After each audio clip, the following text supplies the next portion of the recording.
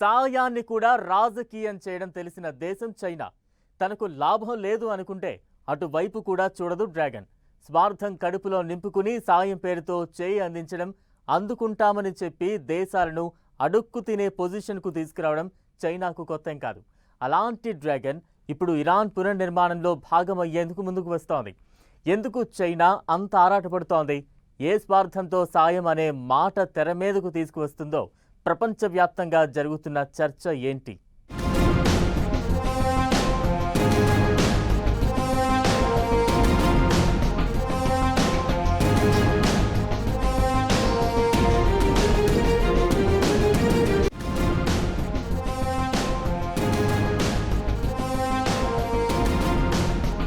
Iran పునర్నిర్మాణం కోసం China తహతహ.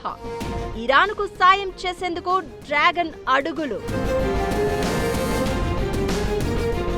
ఇరాన్కు సాయంపై China తొందర ఎందుకు? చైనా అడుగుల వెనుక అసలు వ్యూహం వేరేనా? ఇరాన్ను గుప్పిట్లో పెట్టుకునే స్ట్రాటజీ ఉందా?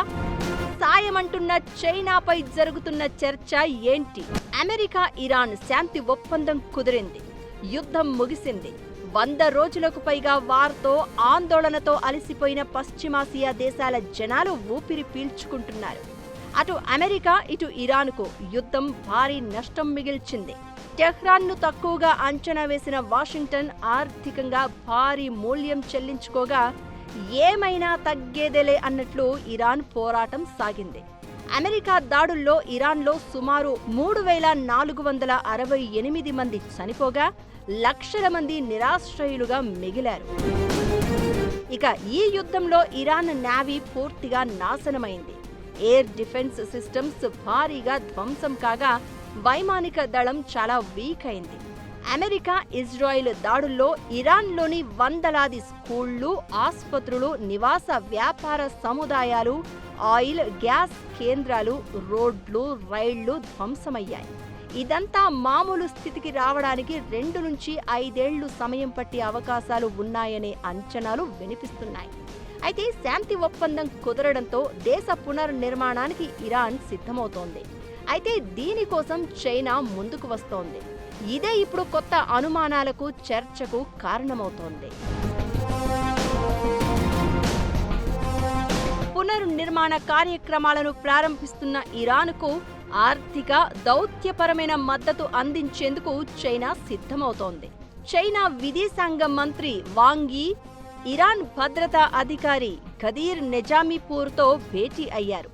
ఇరాన్లో శాంతి, స్థిరత్వాన్ని పునరుద్ధరించేందుకు చైనా నిర్మాణాత్మక పాత్ర పోషించడానికి సిద్ధంగా ఉందని తెలిపారు. ఆ దేశంలో వీలైనంత త్వరగా శాంతి నెలకొనేలా తమ దేశం తనదైన రీతిలో సాయం కొనసాగిస్తుందని చైనా ప్రకటన విడుదల చేసింది. ఇదే ఇప్పుడు హాట్ టాపిక్ అవుతోంది. తనకు లాభం లేదు అనుకుంటే కనీసం పట్టించుకొని చైనా ఇరాన్కు సాయం చేసేందుకు ఎందుకు ఇంత తొందరపడుతోందనే చర్చ జరుగుతోంది. అసలు డ్రాగన్ స్ట్రాటజీ ఏంటి? ఈ సాయం వెనుక ఎలాంటి స్వార్థం చూసుకుంటుందనే గుసగుసలు ఇప్పుడు ప్రపంచవ్యాప్తంగా వినిపిస్తున్నాయి. నిజానికి ఇరాన్కు చైనా అతిపెద్ద వాణిజ్య భాగస్వామి. ఆ దేశం నుంచి ఎక్కువగా చమురు కొనుగోలు చేసే దేశం కూడా డ్రాగన్ కంట్రీనే.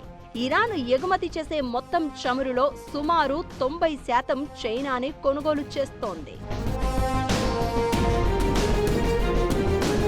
ప్రపంచంలోనే చైనా అతిపెద్ద ఆయిల్ దిగుమతిదారు. ఆ దేశానికి కీలక సప్లయర్ కూడా ఇరానే. అయితే యుద్ధం కారణంగా ఇరాన్ ఆయిల్ ఫెసిలిటీలు, రిఫైనరీలు, ఎక్స్పోర్ట్ హబ్లు ధ్వంసమయ్యాయి. వాటిని పునర్నిర్మించాలని ఆ దేశం భావిస్తోంది. దీనికి సాయం అందిస్తే స్థిరమైన, తక్కువ ధరలకే ఆయిల్ సప్లై అవుతుందనేది చైనా ఆలోచన. ఇకటు ఇరాన్తో డ్రాగన్ కంట్రీకి బెల్ట్ అండ్ రోడ్ ఇనిషియేటివ్ ఒప్పందం ఉంది.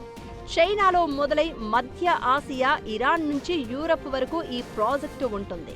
అయితే యుద్ధంలో డ్యామేజ్ అయిన రైల్వేలు, రోడ్లు, ఎనర్జీ ప్రాజెక్టులను పునర్నిర్మిస్తే BRI ప్రాజెక్ట్ స్ట్రాంగ్ అవుతుంది. సాయం చేయాలని చైనా ముందుకు రావడానికి ఇది కారణమే. వీటన్నింటికి మించి ఇరాన్కు అండగా నిలిస్తే మిడిల్ ఈస్ట్లో అమెరికా ఇన్ఫ్లుయెన్స్ తగ్గించాలనేది డ్రాగన్ కంట్రీ లక్ష్యం. ఇకటు ఇదే ఇరాన్ను ఉపయోగించి ఆసియా నుంచి, మరీ ముఖ్యంగా తైవాన్ నుంచి అమెరికాను డైవర్ట్ చేయాలనేది చైనా ఆలోచనగా కనిపిస్తోందనే అభిప్రాయాలు వినిపిస్తున్నాయి.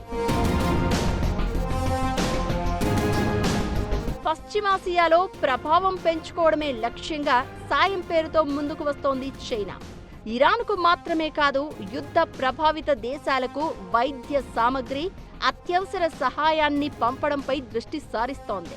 లెబనాన్కు పునరావాసం, పునర్నిర్మాణం, ఆర్థిక పరిస్థితుల మెరుగుదలకు సహాయం అందిస్తామని ఇప్పటికే ప్రకటించింది. ఇకటు శాంతి ఒప్పందం వ్యవహారంపై మొదట్లో అసంతృప్తి వ్యక్తం చేసిన చైనా ఇప్పుడు అమెరికా, ఇరాన్ మధ్య తదుపరి చర్చలను స్వాగతిస్తున్నట్లు ప్రకటించింది. నిజానికి యుద్ధం సమయంలో అమెరికా, ఇరాన్తో చైనా నిరంతర సంప్రదింపులు కొనసాగించింది. ఇప్పుడు బ్రిక్స్, షాంఘై సహకార సంస్థ లాంటి వేదికల నుంచి ఇరాన్ పునరుద్ధరణకు మద్దతు ఇవ్వాలని భావిస్తోంది. ఇప్పుడు యుద్ధం ముగియడంతో మరో వ్యూహానికి తెర తీసింది. ఇప్పుడు సాయం పేరుతో ఆర్థిక, వ్యూహాత్మక లక్ష్యాలను సాధించే పనిలో ఉంది. ఓవరాల్ గా ఓ లాంగ్ రన్ గేమ్ స్టార్ట్ చేసింది. ఇరాన్ ద్వారా మిడిల్ ఈస్ట్ లో ఇన్ఫ్లుయెన్స్ మరింత విస్తరించాలని డిసైడ్ అయినట్లు కనిపిస్తోంది.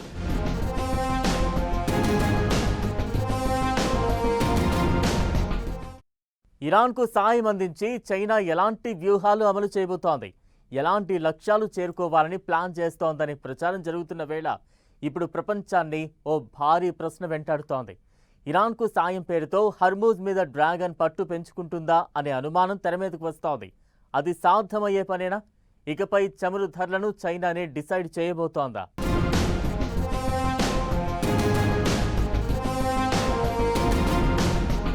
ఇరాన్కు చైనా సాయం, తెరపైకి అనుమానాలు. సాయం పేరుతో హర్మూజ్పై చైనా పట్టు సాధిస్తుందా? అసలు అలా జరగడానికి ఏమైనా అవకాశం ఉందా? చమురు ధరలను ఇకపై చైనానే డిసైడ్ చేయనుందా? చైనా తొందరపాటుతో జరుగుతున్న చర్చ ఏంటి? హర్ముజ్ జలసంధి ఎంత కీలకమో పశ్చిమాసియా యుద్ధంతో ప్రపంచానికి అర్థమైంది. 100 రోజులకు పైగా హర్ముజ్ క్లోజ్ కావడంతో దేశాలన్నీ అల్లాడిపోయాయి. ప్రత్యక్షంగానో పరోక్షంగానో ప్రతి దేశం మీద ఈ ప్రభావం కనిపించింది. ప్రపంచ చమురు రవాణాలో దాదాపు 20% పైగా హర్మూజ్ నుంచే జరుగుతోంది.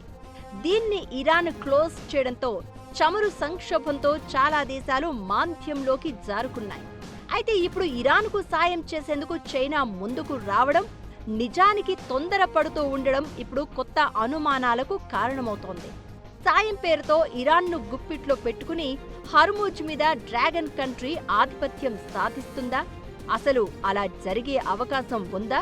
హర్మూజ్ మీద అధికారం చెలాయిస్తాను అంటే ఇరాన్ ఊరుకుంటుందా?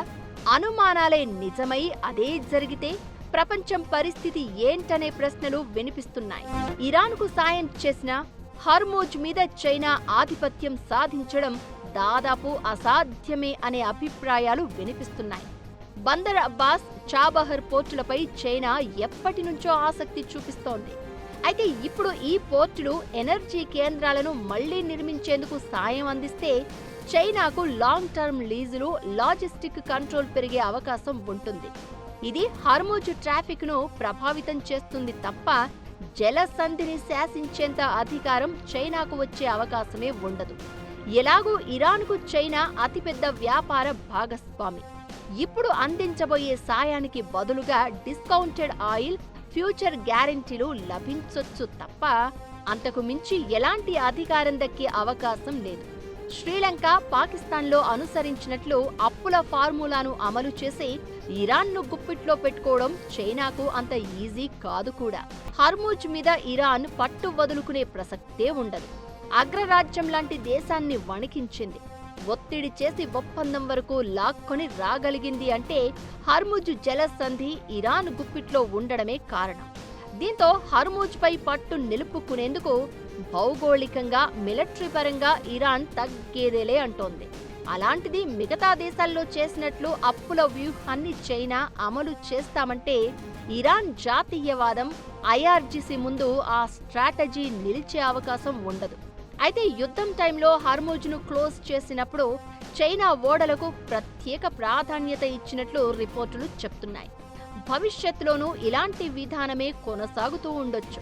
సాయం చేసినందుకు చైనాకు కాస్త ఎక్కువ ప్రాధాన్యత దక్కుతుందేమో కానీ హర్ముజ్ మీద ఆధిపత్యం సాధించడం చైనాకు ఎప్పుడూ సాధ్యం కాదు అనే అభిప్రాయాలు వినిపిస్తున్నాయి.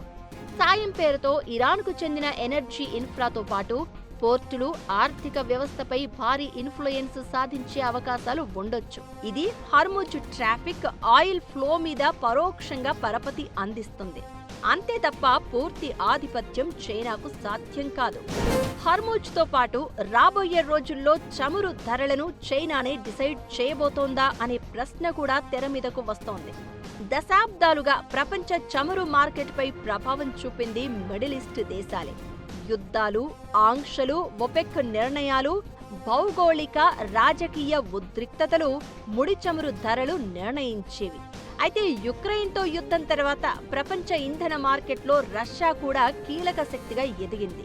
అయితే ఇరాన్తో యుద్ధం కారణంగా ఏర్పడిన చమురు సంక్షోభం మరో కొత్త వాస్తవాన్ని బయటపెట్టింది. ఇకపై చమురు మార్కెట్ దిశను నిర్ణయించేది చైనానే కావచ్చు అనే చర్చ జరుగుతోంది. ప్రపంచంలోనే అతిపెద్ద చమురు కొనుగోలుదారుగా ఉన్న చైనా అవసరం అయినప్పుడు భారీగా కొనుగోలు చేయగలదు, ఒక్కసారిగా తగ్గించగలదు కూడా. ఈ సామర్థ్యమే ప్రపంచ చమురు ధరలపై డ్రాగన్ ప్రభావాన్ని పెంచుతుంది అనే చర్చ జరుగుతోంది. పశ్చిమాసియా యుద్ధం సమయంలో హర్ముజ్ జలసంధి క్లోజ్ కావడంతో రోజుకు 1.1 కోట్ల బ్యారెళ్లకు పైగా చమురు సరఫరా నిలిచిపోయింది. ఇది ప్రపంచ చమురు సరఫరాలో దాదాపు 20%. మామూలుగా అయితే ఇంత పెద్ద అంతరాయం ఏర్పడితే చమురు ధరలు అమాంతం పెరగాలి. 1973 అరబ్ చమురు ఆంక్షల సమయంలో కేవలం 7-8% సరఫరా తగ్గినా సరే ధరలు 130% పైగా పెరిగాయి. అయితే ఈసారి మాత్రం అలా జరగలేదు. దీనికి కారణం చైనా ఎన్నో ఏళ్ల ముందే వేసుకున్న వ్యూహం. రష్యా, ఇరాన్ నుంచి తక్కువ ధరలకు చమురు కొనుగోలు చేస్తున్న చైనా భారీగా ఆయిల్ నిల్వలు ఏర్పాటు చేసుకుంది. ప్రస్తుతం చైనా దగ్గర వ్యూహాత్మక వాణిజ్య నిల్వలతో కలిపి 100 కోట్ల బ్యారెళ్లకు పైగా చమురు స్టోరేజ్ ఉందని అంచనా. యుద్ధం సమయంలో కొత్తగా చమురు కొనకుండా ఇప్పటికే ఉన్న నిల్వలనే వినియోగించింది. రోజుకు దాదాపు 30 లక్షల బ్యారెళ్ల దిగుమతులను తగ్గించింది. దీంతో ప్రపంచ మార్కెటులో డిమాండ్ తగ్గి ధరలు మరింత పెరగకుండా బ్రేక్ పడింది. ఇప్పటి వరకు చమురు మార్కెట్ రియాద్, మాస్కో, వాషింగ్టన్ వైపు చూసేది. అయితే ఇప్పుడు పరిస్థితి మారుతోంది. నిల్వలు, అవసరాన్ని ఆధారంగా దిగుమతులు తగ్గించే సామర్థ్యం, ఎలక్ట్రిక్ వాహనాల విస్తరణ, మళ్లీ భారీ కొనుగోళ్లు చేసే శక్తి, ఈ అన్ని అంశాలు కలిపి చైనాను ప్రపంచ చమురు మార్కెట్లో అత్యంత ప్రభావవంతమైన దేశంగా మార్చుతున్నాయనే అభిప్రాయాలు వినిపిస్తున్నాయి.